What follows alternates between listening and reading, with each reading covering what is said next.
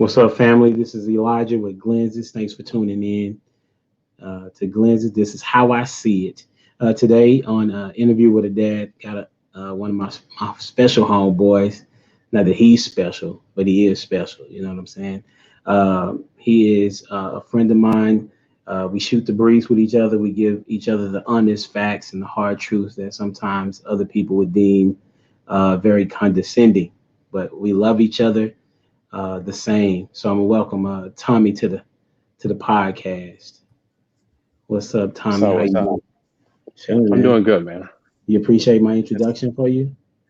I do, especially the special friend part. That was my favorite. Like, oh, okay, this we're gonna start early. Okay, Yeah, I mean, you are, but you're not. But you are. You know what I'm saying? I feel you. I definitely feel you, man. That's what's up. I'm So not mad at that.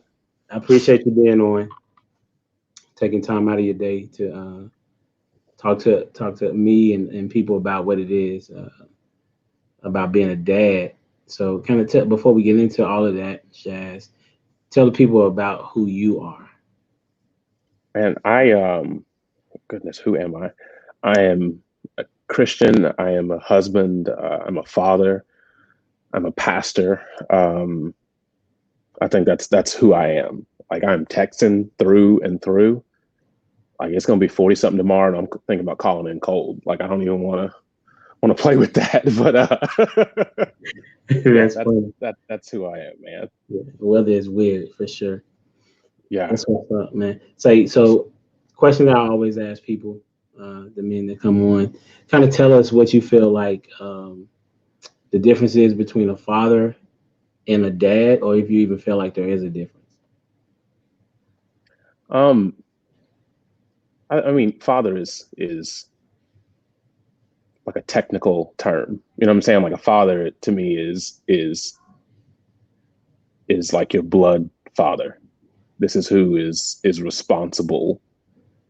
Maybe not is responsible, but technically, like this is it takes a mom and a dad. This is that guy, and he is father. Um, and so I think that it's easy to become a father. That any guy can be a father. I think dad is now a person who takes responsibility, a person who is responsible, a person. It takes a choice to be a dad. I think Hmm. to where I mean it takes a choice to be a father. I would guess, but like once it happens, it happens.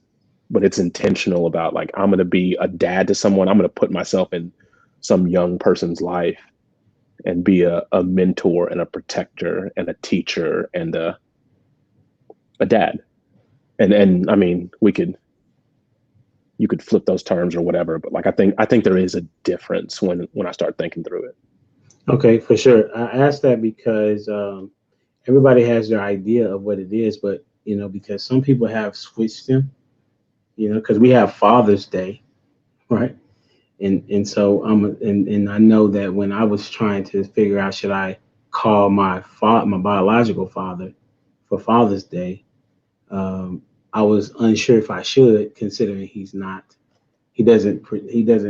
active in my life like that, you know. Yeah. Um, but when I think about, but I also say sometimes say I need to call my dad. You know what I'm saying? So, but he wasn't a caregiver in that way for me, you know.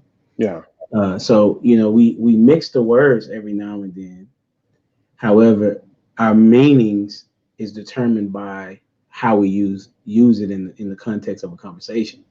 Because you even said like, it's my mom and my dad, but my father is a person that is somebody that was basically like a sperm donor. But then you can't, Biologically responsible. yeah, biologically. But then you also said mom and dad, almost referencing father. I did. I did. Yeah. And I think those words are interchangeable.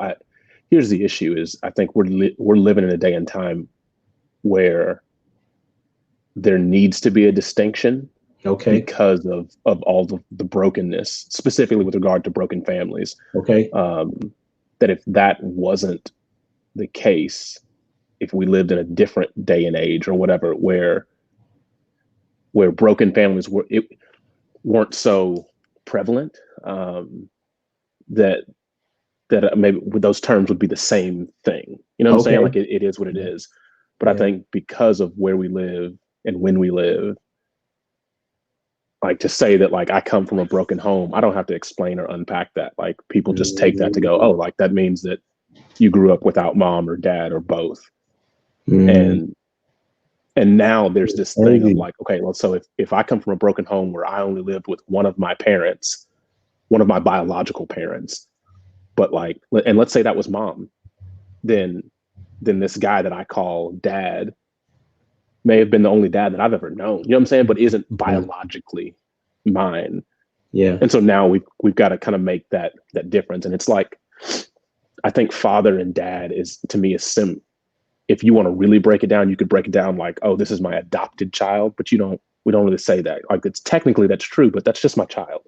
Mm. And so while technically some guy might have adopted me as my stepdad or whatever, like that's just been my dad because of the age that I was or whatever. You know what I'm saying? Like that's just Yeah. who he was my whole life, or who she was kind of my whole life. And so For sure.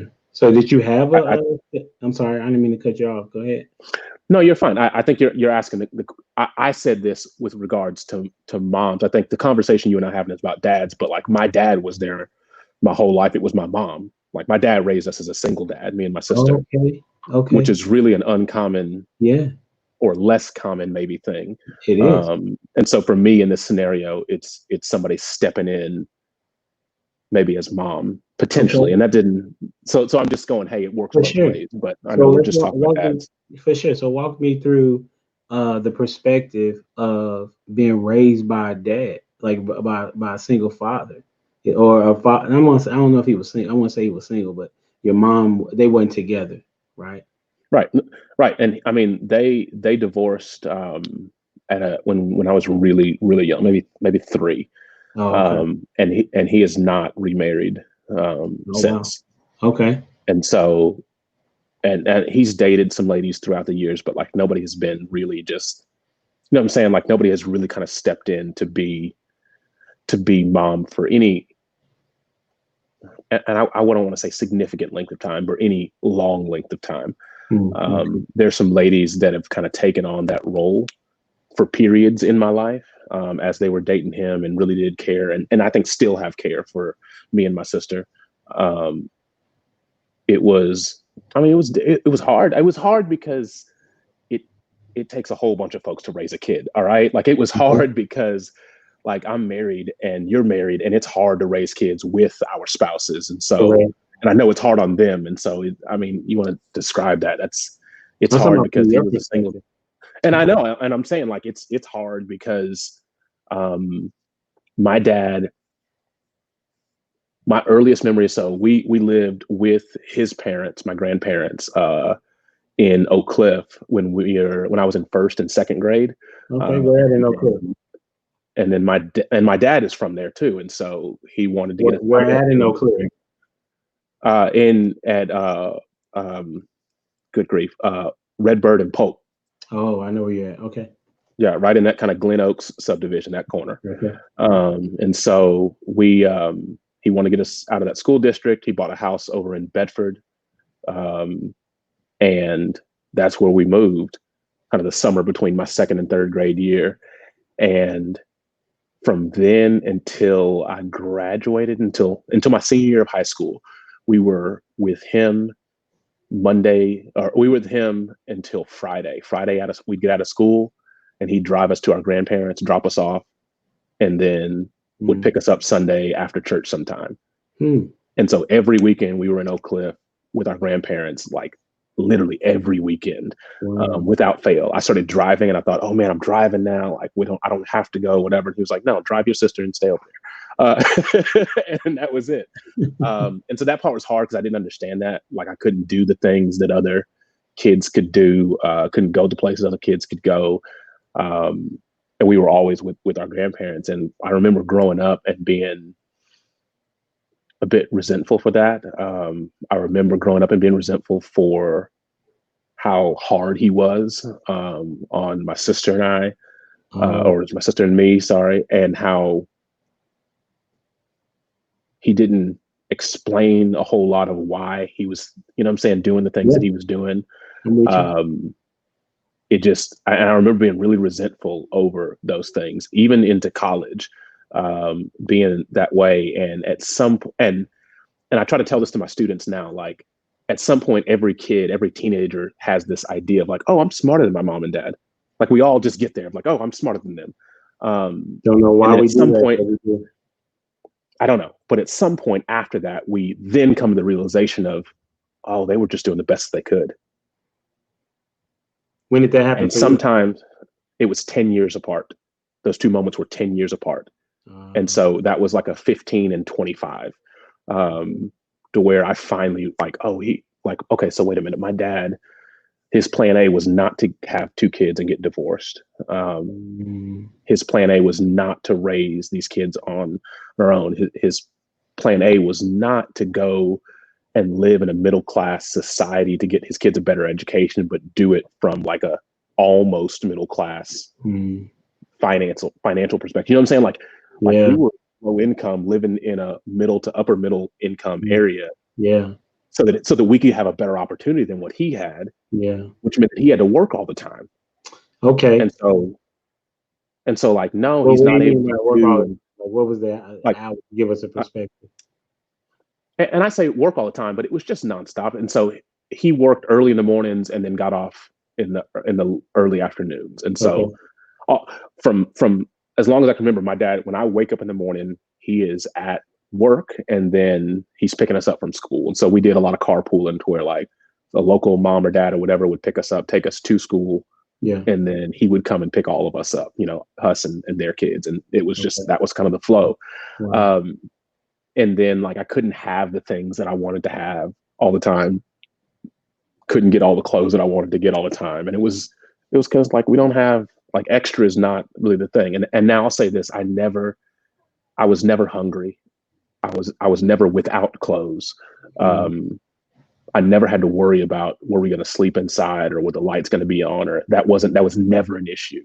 And that was part of my 24, 25-year-old, like trying to explain to my peers, like as we're talking about our families and trying to explain like the feelings and reservations I had about my own dad, always with a caveat. Like I always had to like, hey, here's what I don't like about him. But in his defense, like I was never hungry. It's not like I just didn't have clothes. I just didn't have the clothes that I wanted. It wasn't that, you know what I'm saying? And that's saying that enough, finally let it click that like, wait a minute, I didn't come with an instruction manual. And he was literally giving me the best that he could in his own imperfect way. Yeah. You know what I'm saying? Like, I had thoughts and ideas about what it was supposed to look like, could have looked like it or whatever. And I told him, I said, at some point about 25, I said, hey, let's go out for a drink. I want to talk to you. And he was like, what? I said, look, you drink, I drink. We've never drank together because we don't have that kind of relationship. But like, come on. And so we sat down and had some drinks and just talked it out. I said, look, I remember like 7th grade at some point, like I just stopped liking you as a person. And he's like, I know. 7th grade? And something changed and I just couldn't, whatever. And he was like, yeah, I know. He goes, but I was like that growing up, but this is him talking, saying, I had my mother and father and my grandparents, my grandmother's sister. And so literally like between his mom, dad, and aunt and uncle, he was the only child. Wow. And so he was like, I had the run of the place. And so if I got angry over here, I always had something else. Or if I didn't want to stay at home, I could stay over at her house because she lived less than a mile away and treated me like her own kid. And I had a place to escape to, and you didn't have a place to escape to. Because I knew you were upset, but like, he didn't know what to do. He didn't know what to do. And he knew that I didn't have an outlet for it. And so we were just kind of consistently kind of bumping heads as much as he allowed a teenager to bump heads. Okay. Wow, that's cool that he recognized. I mean, he said he couldn't do anything about it, but he recognized it once you came to tell him. What made you be bold enough to come to your dad like that? Since you were, I guess it was that realization. It was the realization that he was doing the best that he could, and how could I fault him for that? How could I be upset with that? And the relationship that we had was not the relationship that I wanted to have the rest of my life. You know, the standoffishness that I brought to the table is not what I wanted. And I mean, even today, we're not best buds or whatever. Our relationship today is I think far from where either of us would like it to be. It's trending better.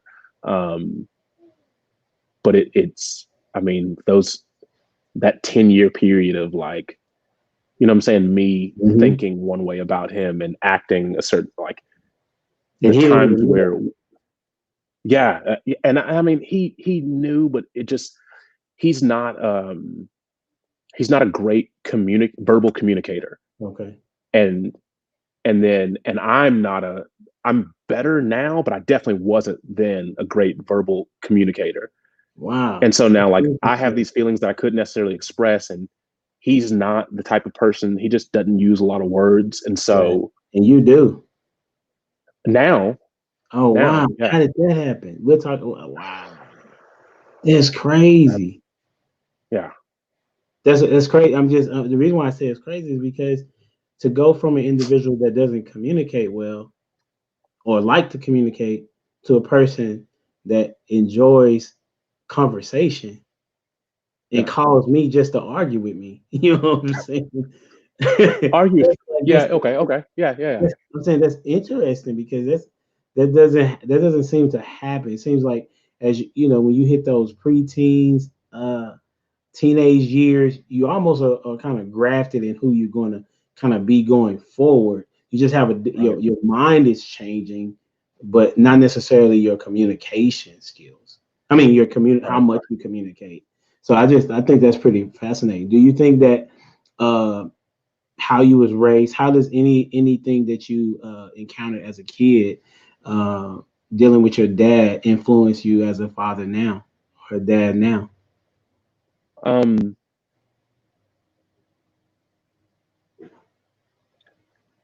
I see. How does he influence me now? Well, you growing up, there are in the environment. How do you think that influences you now?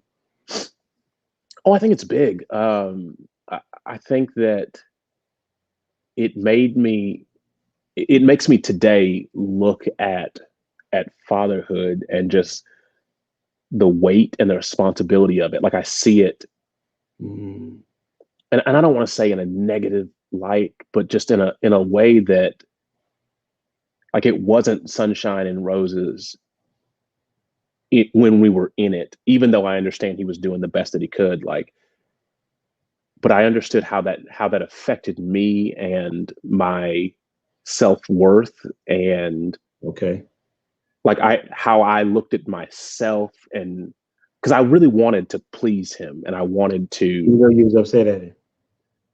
Do what? Yeah. Even though I was upset with him, like, I wanted him to be proud of me. Okay. And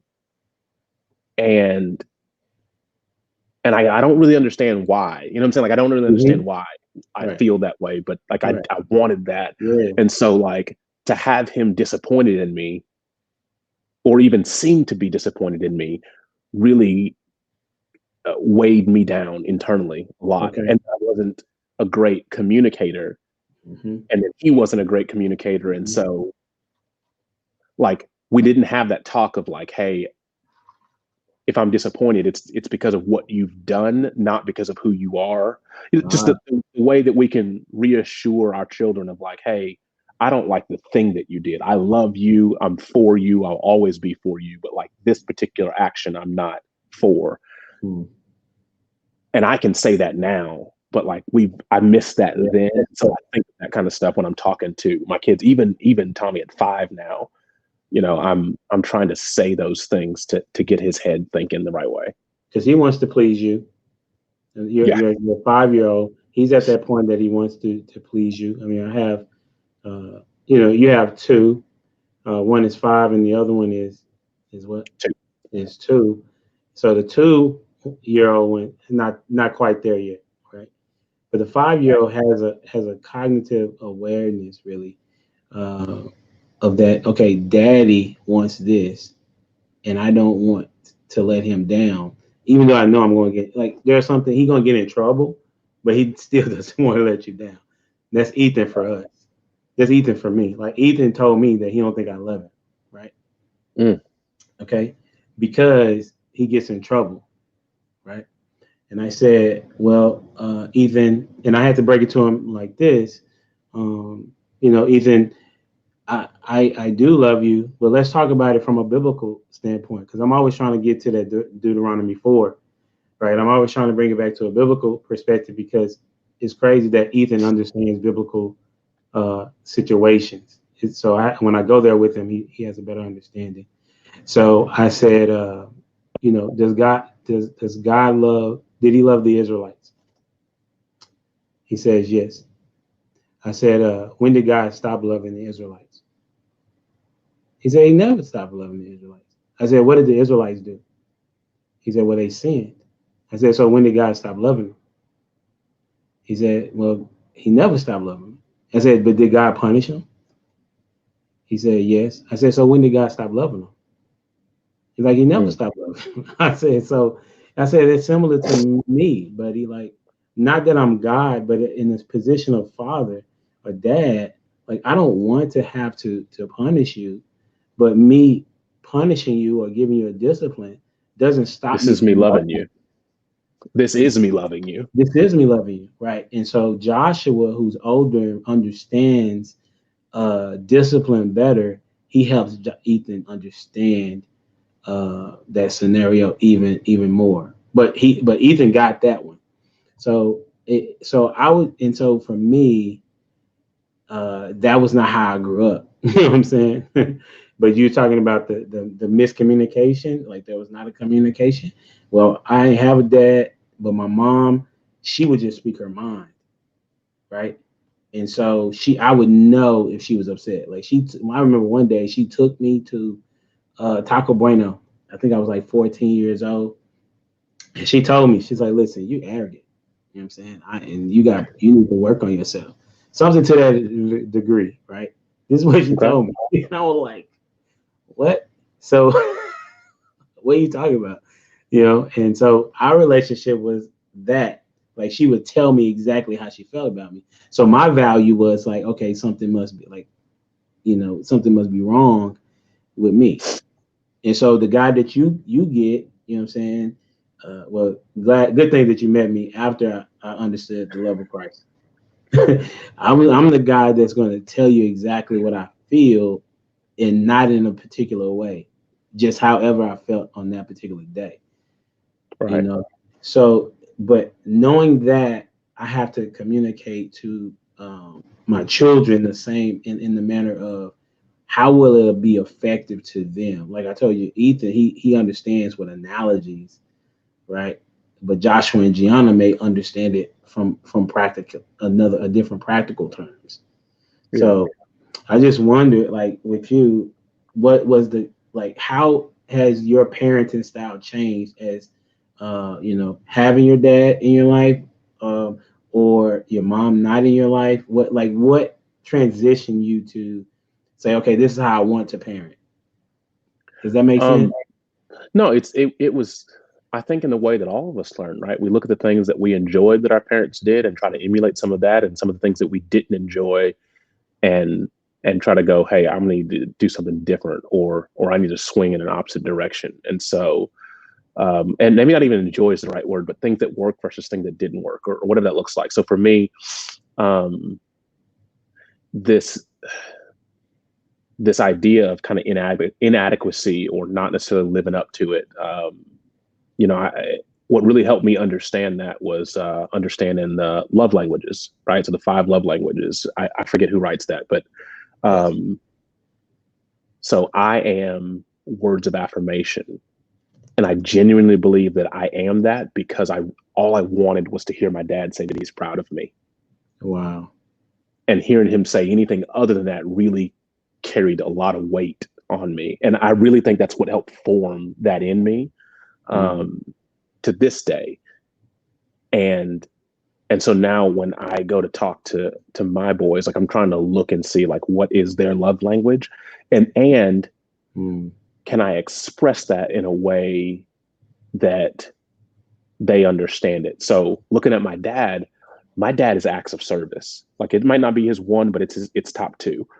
And he showed love by the way he went to work and provided a house and provided food and never skated on his responsibility. Like this was him telling me that he loves me.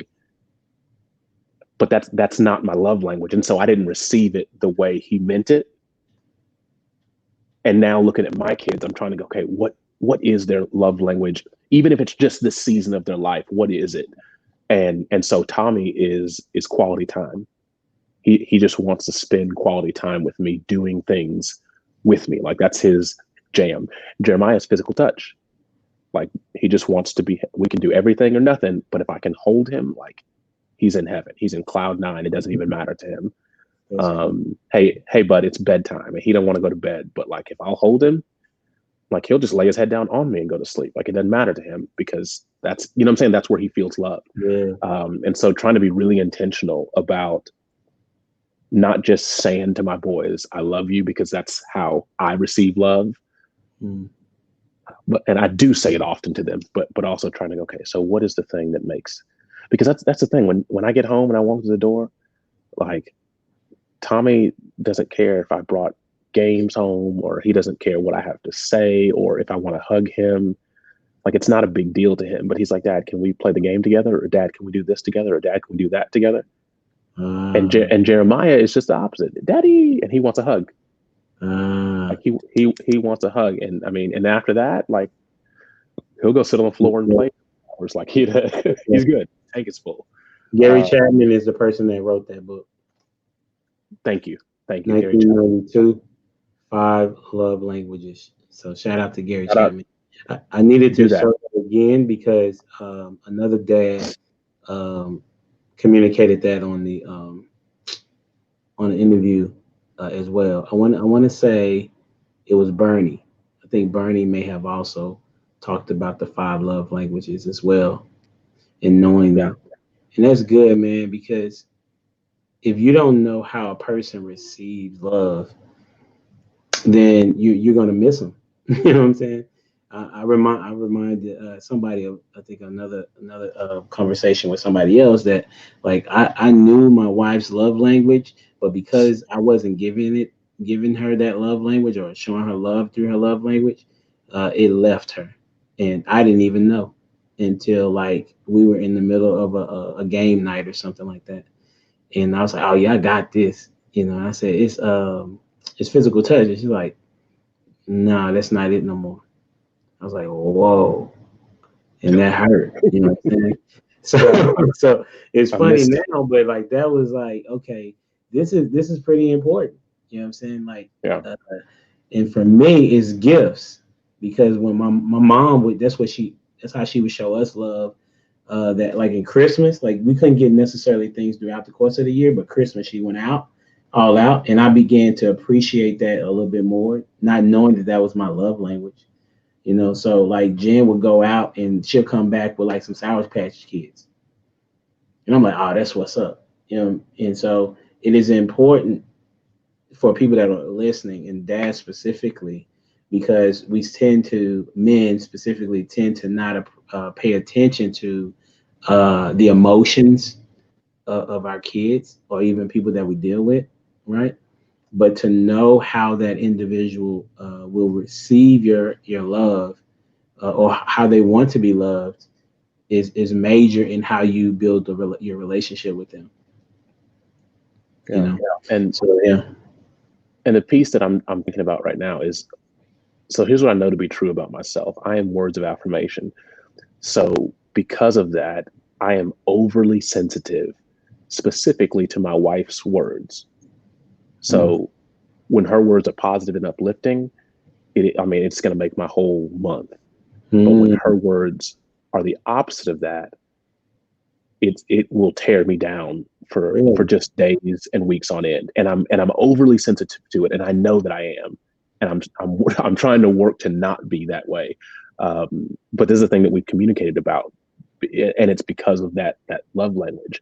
And then we've talked about this. So hers is physical touch, and so just holding her hand just goes a long way. But I remember there's a point in time, when we were in an apartment and we had like 2 couches, and I'd come home and sit down and she'd want to sit right up under me. And I'm like, it's hot. We got this big old couch. We got the other couch over there. Like, you know what? I'll move. What?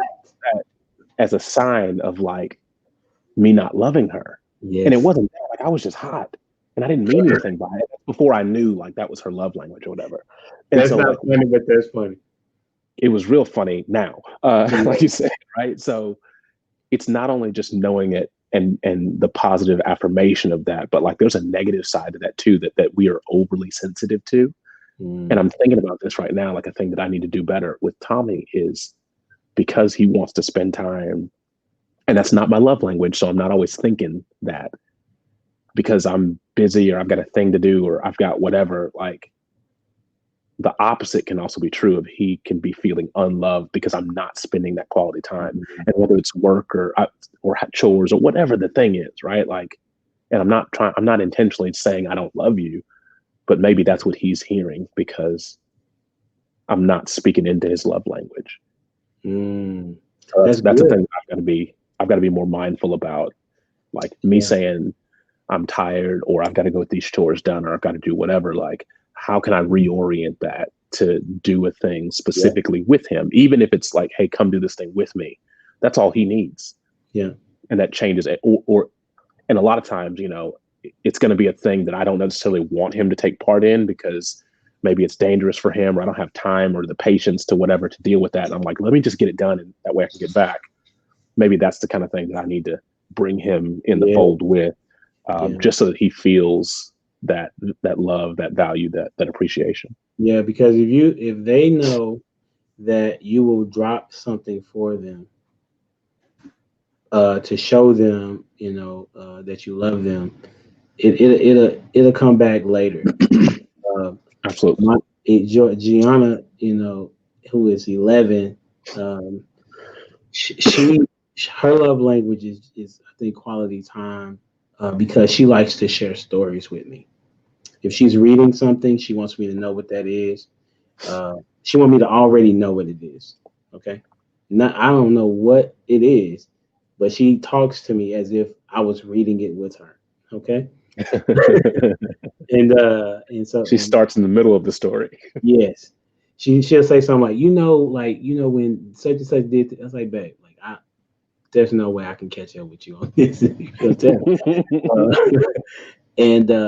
And I noticed, that I would sometimes pay attention to her and she would recognize it. Right? She said, well, never mind. But then I realized that this is something that she values. Right?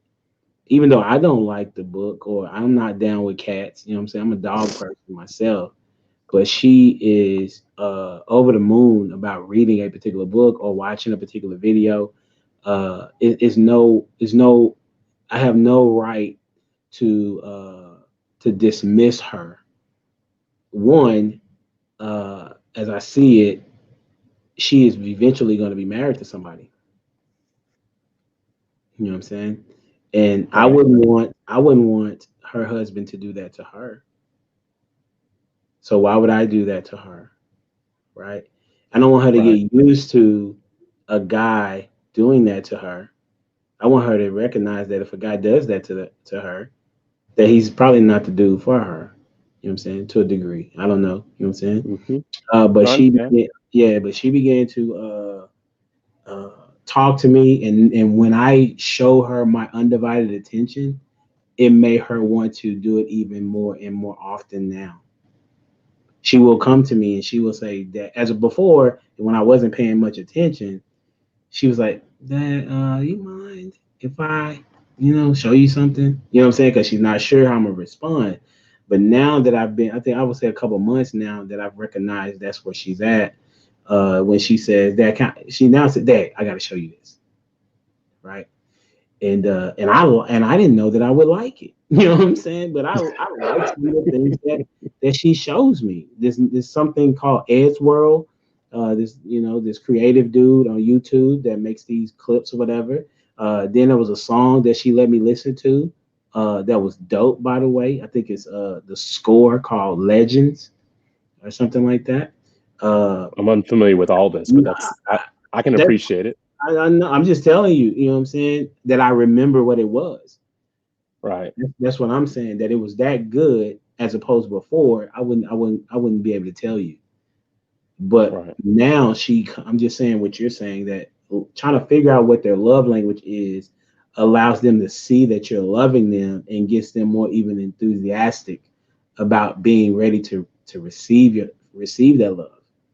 That's Right. what I'm saying. So, and then like Ethan, we're playing Hug Wars, right? Hug Yeah. Wars is have you heard of Hug Wars? No, I have not, but I know Ethan.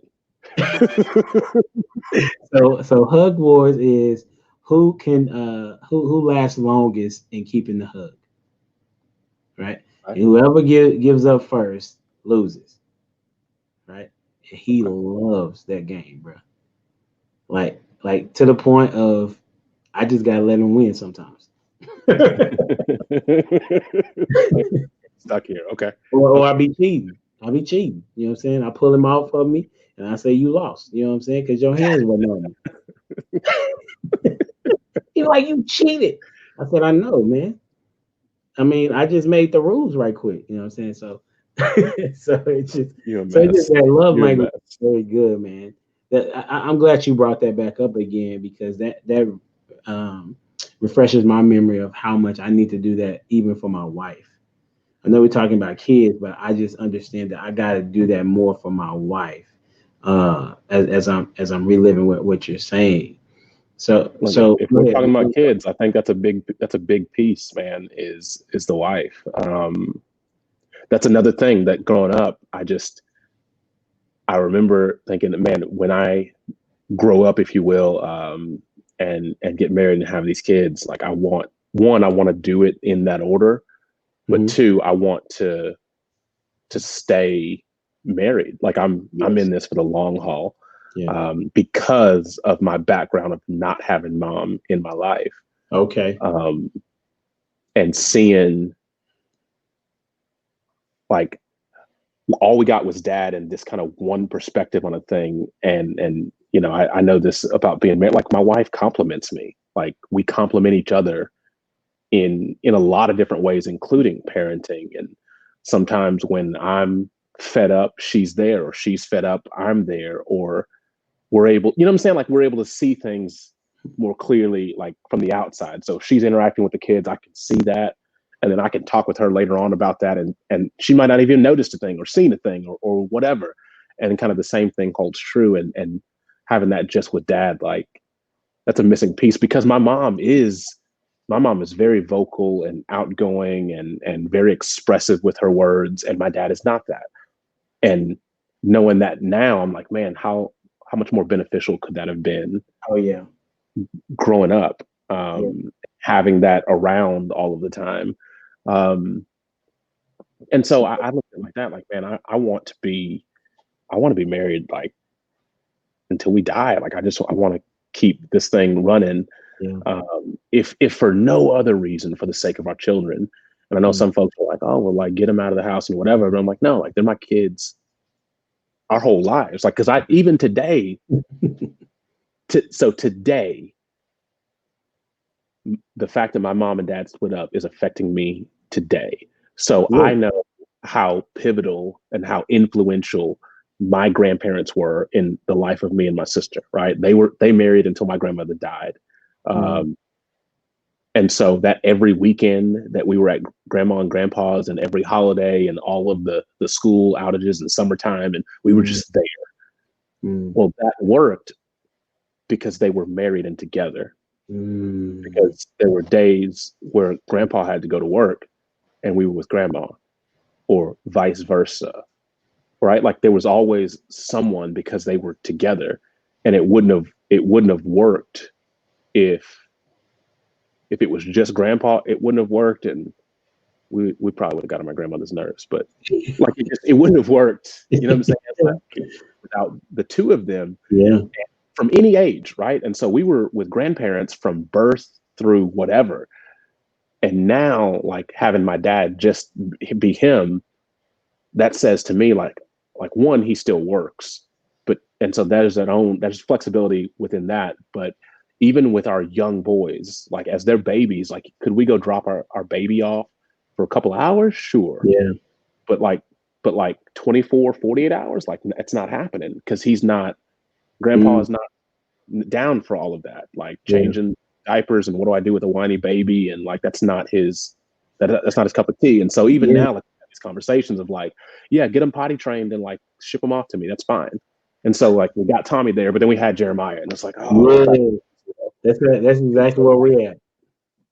and so it's that kind of like, even like we had this conversation last week where he's like, hey, I'm getting one of the rooms at the house ready. We're gonna put a bed in there for the boys and da da da. And like we're getting there now, just as one turns 2 and the other turns 5.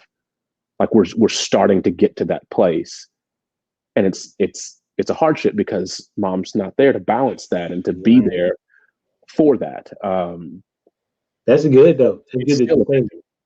That makes sense though, because we don't have any real support from grandparents. You know what I'm saying?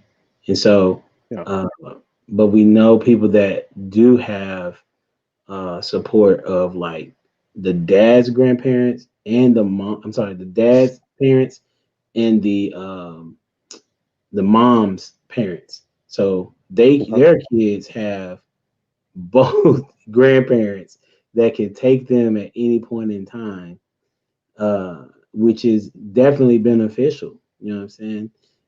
To the what is it? The raising of a kid, right?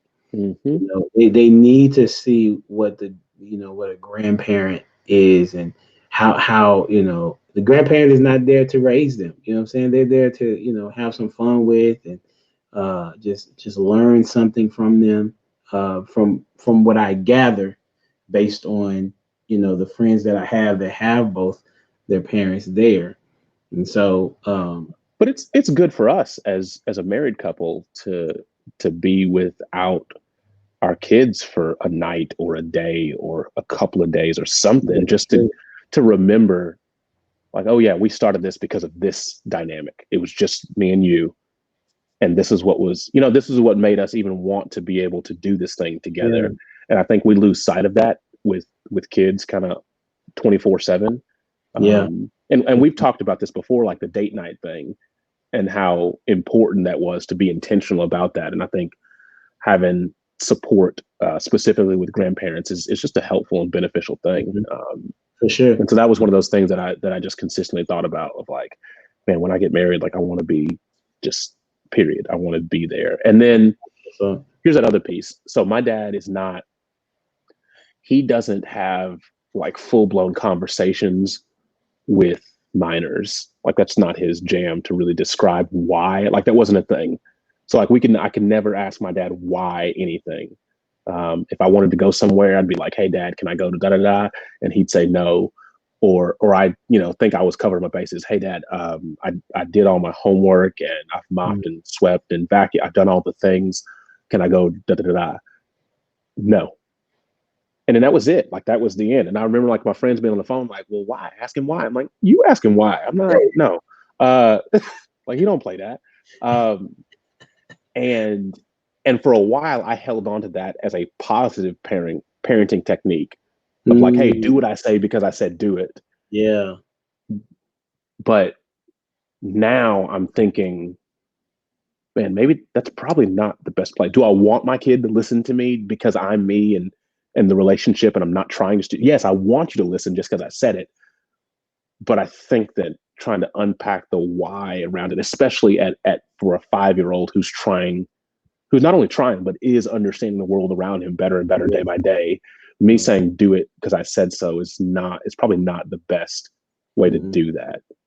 mm. Um, It's not at and so all. it's looking at what happened to me and then trying to steer away from that or recover or swing the opposite But direction. remember you also got to remember how were you responding, not knowing the why. You know, Yeah. uh, I was angry and curious, but also fearful to even ask.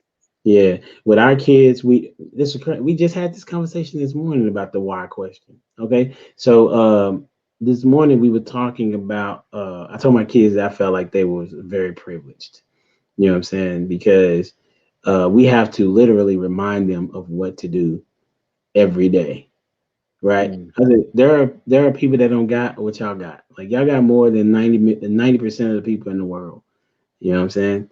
And so all we're trying to do is tell you to remember to do these things. And so we're talking about like y'all even ask me. I said I even tell y'all why things are happening. You know what I'm saying?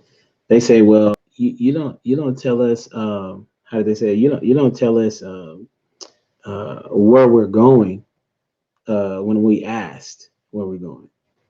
I said, okay. I said, do I have to tell you where we're going every time we're going somewhere? I said, if we're going to the park, I tell you that. Do I not? Why do I tell you that?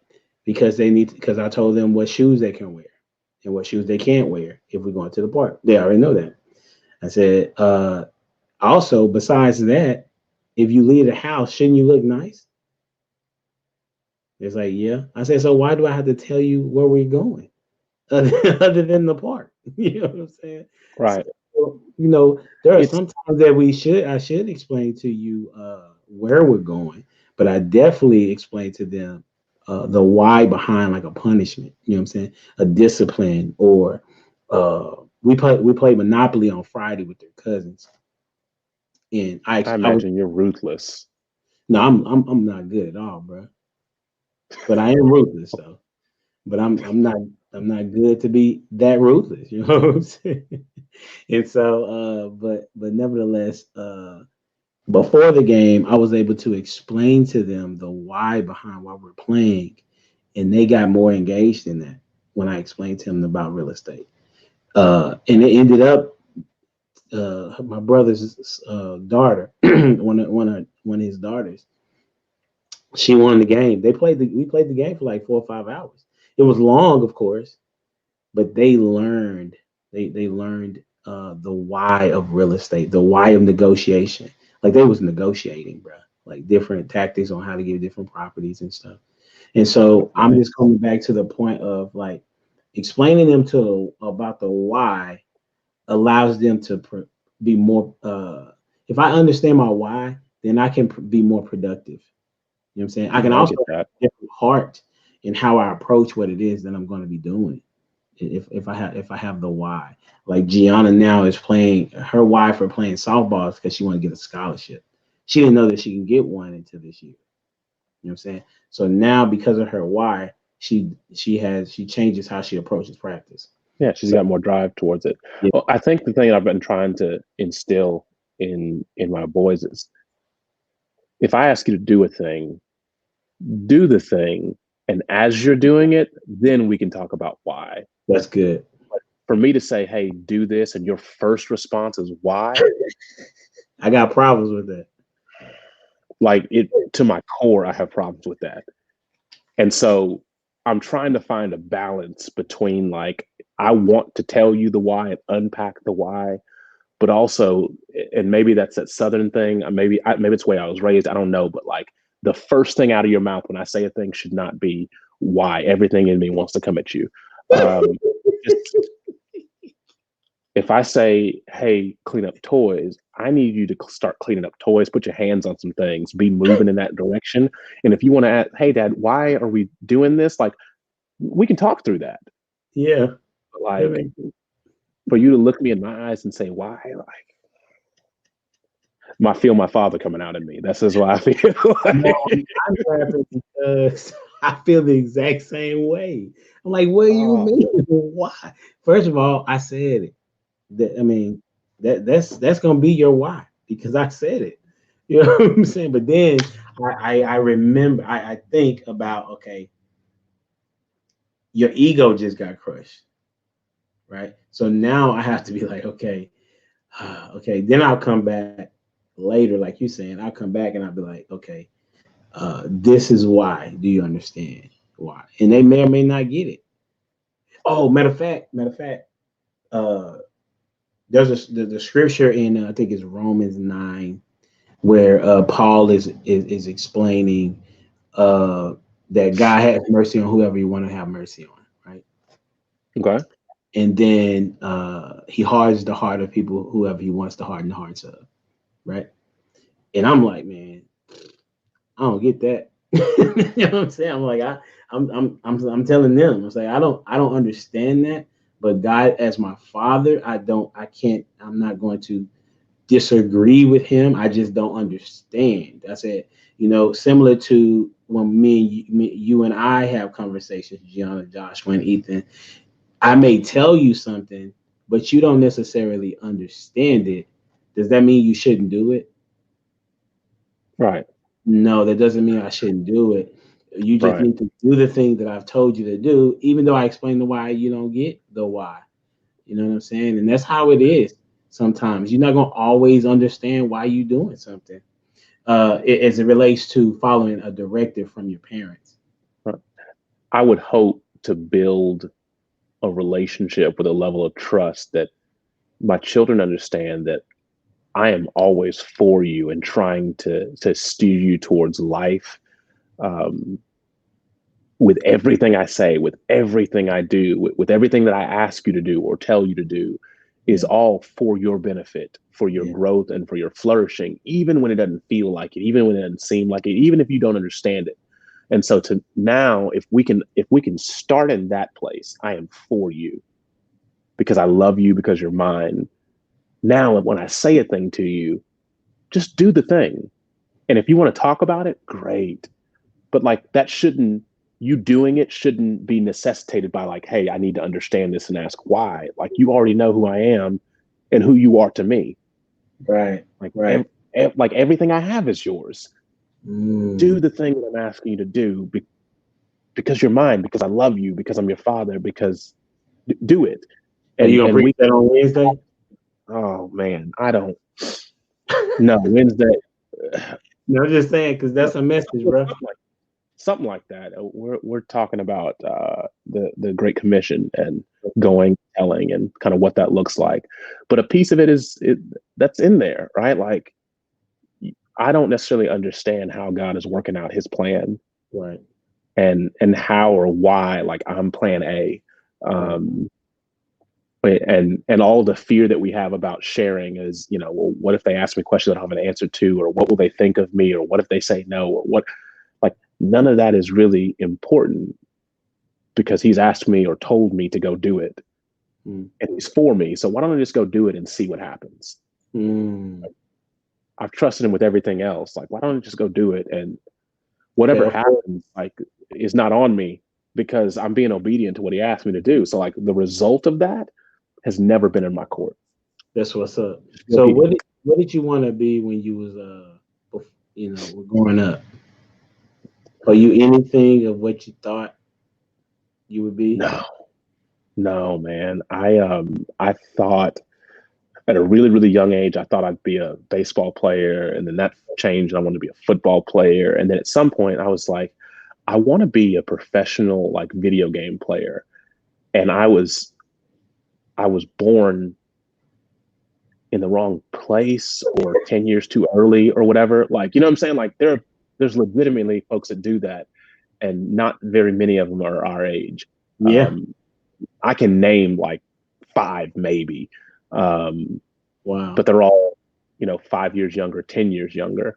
Mm. And the ones at our age literally pioneered. They went through a decade of not getting paid doing that kind of stuff before they kind of arrived. Wow. Um, but that's what I wanted to do. I wanted to be a professional video gamer, and I never thought that there was actually going to be an avenue to Wow. make that thing happen. Wow. And so then I just settled on like, I'll just do the thing that makes money and hopefully I'll like it along the way. And so that led me into doing several different things. And then at some point, uh, a good friend of ours, Kent Wells, preached a message about laying your yes down and just saying yes to God for whenever, whatever, whoever, what, just yes. And I did, and God made it really, really clear that like ministry was what He had for me, Mm. and it happened in His timing. And I wasn't sure exactly what that ministry looked like, quite frankly, um, and and then eventually I land kind of in this place of getting to be a student pastor. And And we've talked about this, man. I love it. And no, I didn't see myself in it. I've never even had a student pastor. Like, I grew up in church, never had a full blown student ministry, never Wow. had a student pastor. That was just it. So this was not outside of my bubble. We're not even talking reality for Wow. me to dream until I become an adult and join a church that does have a student ministry and a student pastor. And I see kind of what that would look like. And, I held that guy in such high regard that, like, no, I didn't think that I'd follow kind of in his footsteps. Mm. And yet this is what God would have for me. And I'm blown away because I love it. And let me say this on recording, the thing that I am passionate about doing, the thing that I want to do with my time, the thing that I think I'm called to do with my time, and the thing that they pay me to do with my time, all happen to be the same thing. That's what's up. I love getting to minister to teenagers and do life with teenagers and preach sermons and ask questions and check in. I love to do this. Yeah. And I do it for free. And I'm so blessed to be in this position that That's what's up. like, this is really the job. Like, this is So what what's the name of the church expected is? of me. Unless The it's Fountains ridiculous. Fellowship. What is it? It's the Fountains Fellowship in Crowley and in Fort Worth. Those are our two campuses, and they are God's gift to me. They really, really are. That's what's up, So, man. How have you tried to learn some of your students' love languages? spending time with them. I think that the first thing I tried to do before even really trying to learn love languages was establish rapport and build trust. Yeah. They've got to see me and hear from me, and I've got to see them and hear from them, and just spend some time together to just establish trust. Hey, this guy's saying these things. Is he going to follow up with those things? Like, yeah, I hear him say that he loves us and that he's for us, but talk is cheap. Yeah, it is. So am I able to It costs nothing. consistently say that and do that? And then they begin to trust me. And then in that process, we can have these conversations where I can learn who they are, and kind of what makes them tick, and what are their unique traits. And so I think I'm in this process now, still building that rapport and trust. There are some that we've really gotten to get close kind of in this time, but I started at the beginning of COVID. My first Sunday officially on the job, if you will, was the first Sunday everything was shut down because of COVID. And so just recently, that needs to be, like, that's how kids are. Like, you need to be reacting to them or building rapport, but you can't because you're not there with them. That's tough, man. So it really was. It really was, but I think it's delayed the thing that I maybe would have wanted to be happening at that time, but it's happening now. And so I'm just going, hey, how do I get in front of my students and hang out with my students and be with them, come to their games, support them at their things, so that they see that, like, hey, I'm not just saying these things, like, I really mean these things. Yeah. And then in time, just that serendipity happens when we cross paths, and I've got a moment, you've got a moment, you've got a thing on your mind, and here we are. And serendipity, maybe divine appointment. I mean, we call it what we want, but, like, it happens. And then all of a sudden, I know you a little bit better. You know me a little bit better. And so that's what's happening. It's just this natural kind of progression. That's what's up, man. The the words of affirmation that I want to give you is that you are sorely missed, bro. You know what I'm saying? You, and I'm not even over there, in campus west. I just know that what parents have told me about you as an individual. You know what I'm saying? I tell them that it ain't true, but you know what I'm saying. But I can't get them to change their mind. You know what I'm saying? So it must be good, bro. You must be doing something well. So I had to hit you right there. You know what I'm saying? I love you, bro. I've got much love for the church and the ministry of Cross City, who, like, I wouldn't be where I am today had it not been for not only the students but the adults and the workers and the church family that is Cross City. And I've got nothing but love and respect, and I sorely miss them as well. But there's, I mean, not a shadow of a doubt that this is God's will for me in this season, and I'm just so happy about it. Happy about it. Oh yeah, for sure. I'm happy for you, bro. You know what I'm saying? Anything that makes you happy, it makes me happy as well. I was just letting you know, words of affirmation, that I appreciate that. You were appreciated, and that was some people talking about you, you know, in positive words, about how much you missed. So I appreciate that. To know that, since you never get positive things from me. You know what I'm saying? So I just before we get out of there, though, I got 3 questions, maybe 4, but 3 fun questions. You got to give me a number between 1 and 44. Sorry, one number between 1 and 44, and then I'm gonna ask that question, and then you just answer how you want to. So 17. 17.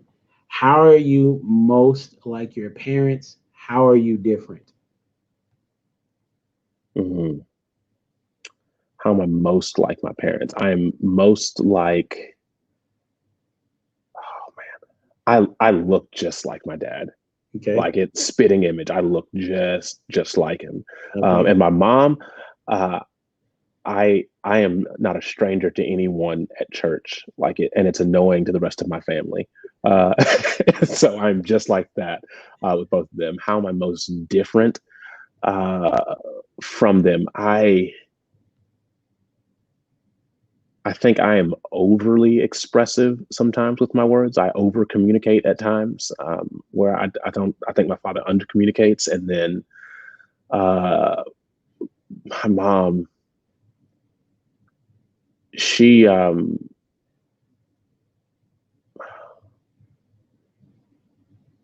am I most different from my mother? She,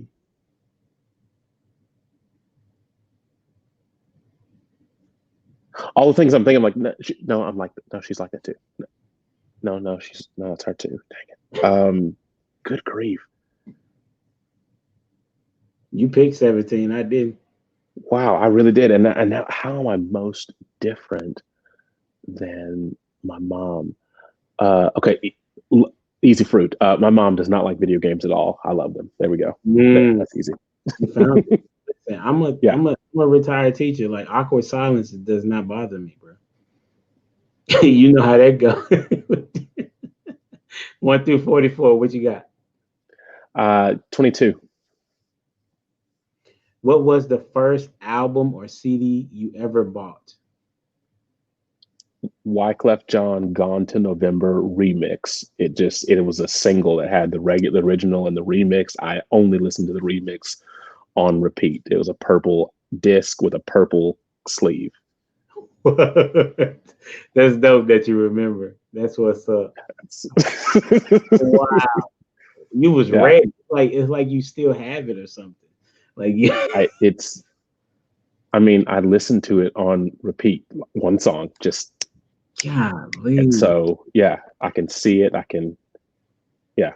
Why that CD? What going on for you for Wyclef to be the dude to get the first buy? It was, I don't even know. Like, it came on the radio. I liked it, and I was of an age to listen to things on CD players, because before that it was all like cassette, and like I hear a thing on the radio and then I put the cassette in and then wait for it to come back on the radio and hit. Well, we're a different generation. Like, we're different. Not everybody can say that. Not everybody, like, I come from that. Okay. Right. And so, like, things changed, and like CD players were a thing that we had, and like you could have a Walkman that had like the anti-skip, so like you could literally walk with your Walkman and it wouldn't skip. Like, I come from that. And so that just says that they were skipping at first. Yeah, like it was about that time. Okay. That's like, you can match up like Walkman's coming out, and shortly after that, Wyclef Jean Gone to November remix. It's the Wow, that's awesome. Okay, yeah. give me the next number. Through 44. 35. Okay, 35. Tell me about the 3 best decisions you ever made. Mm, okay. Um, to follow Christ, trust him as my Lord and Savior. And then, oh goodness, and then a little bit over a decade after that to really get serious about it. Second best decision. And then just the decision to marry my wife. I really think she makes me a better man, challenges me, makes me a better husband, makes me a better person. I think she sees better in me than I see in myself, and then is quick to call out the nonsense that I don't quite see yet, or maybe I don't want to see sometimes. And so she, yeah, all that in a bag of chips. That's what's up, man. That when did you give your life to Christ? Do you remember?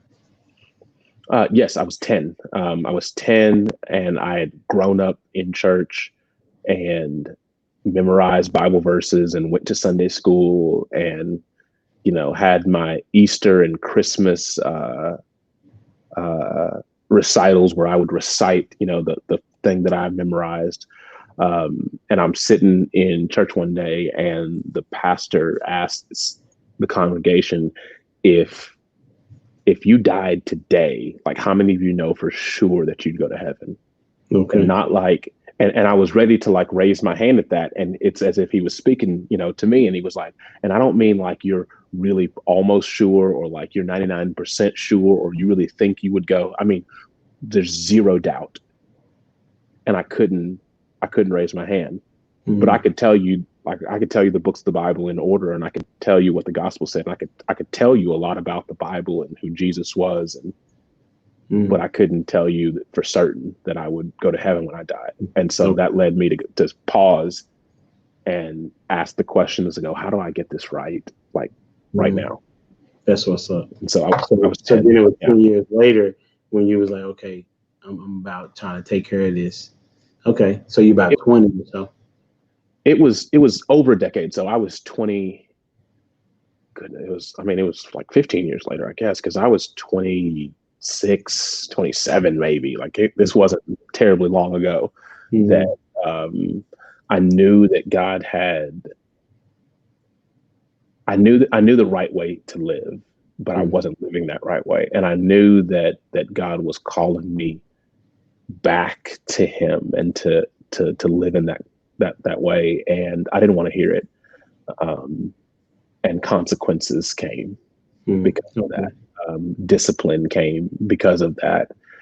And a buddy of mine said, "Hey man, like, don't you see that God's trying to get your attention?" And I went, "Huh?"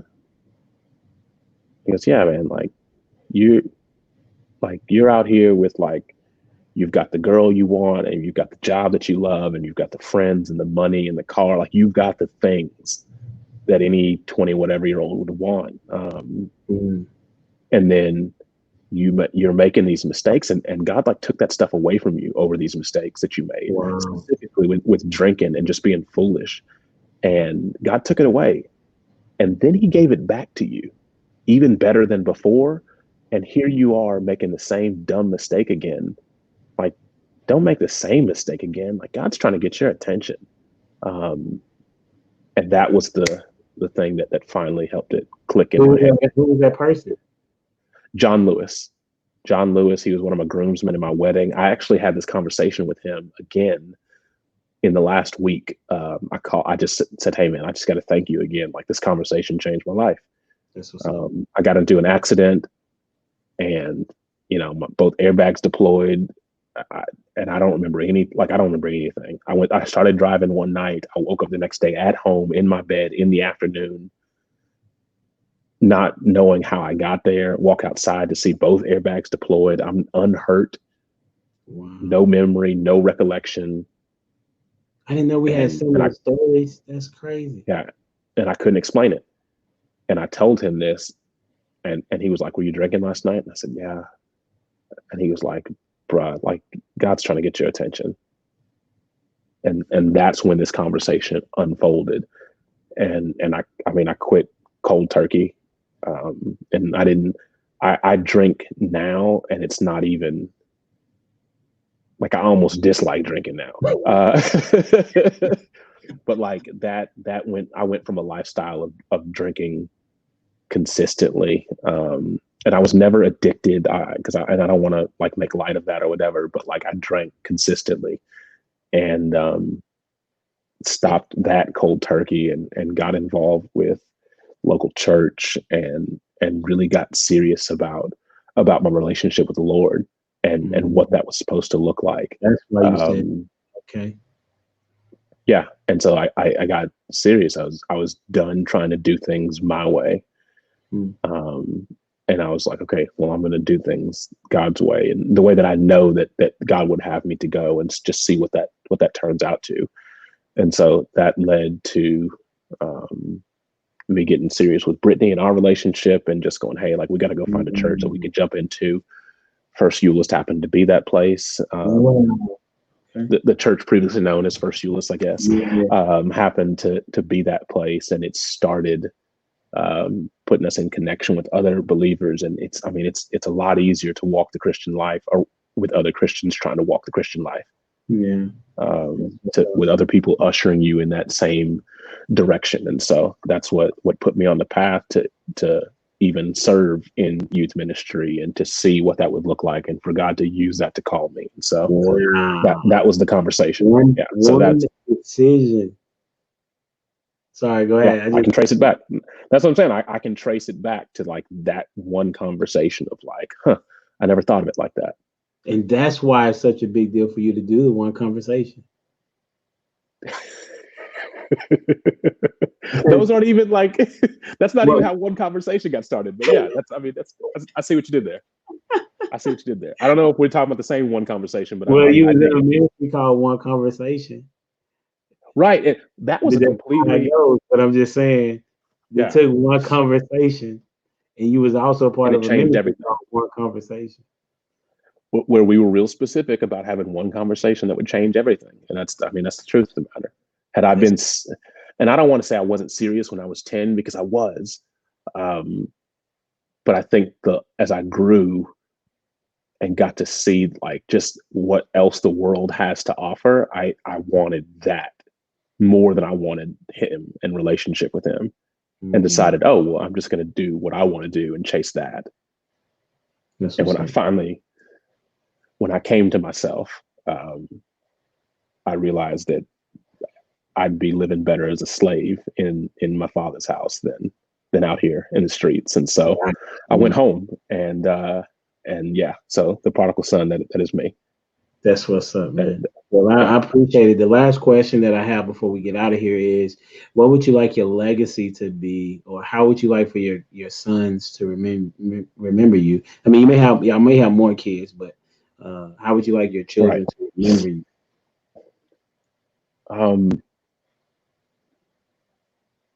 As a man who loved their mother fiercely, and them, and then as a man of God who tried to share my faith with everyone, and really in that order, that I put her above all things, and then them very close to that, and that my household was the thing that I tried to, like, I don't want to sacrifice my household for what happens outside of my house.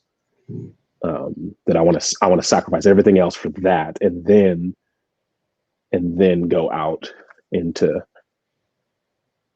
all of the rest of the world, and really share, to share my faith and this walk. I want them to see that even that priority that list is not kind of my own making, but is really how I look at the Bible and how I see like God's hand all over that, and that's His desire for my life, and so I want that. I want my legacy to be that I died to self, like I died to all the things that I wanted, and really just chased after all that God would have for me.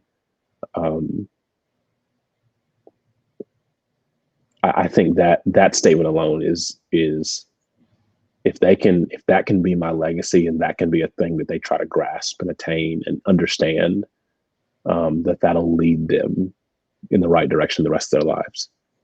That's dope. That I put down what I wanted and picked up what He wanted and ran with it. And it was better for me and better for my family and than anything else that I could have chased after. That's what's up, man. That's phenomenal, man. And once again, I really appreciate the time, man. I learned a couple things about you that I didn't know, and it was good to share this time with you. And so, any last words before we get out of here? Did you want to communicate?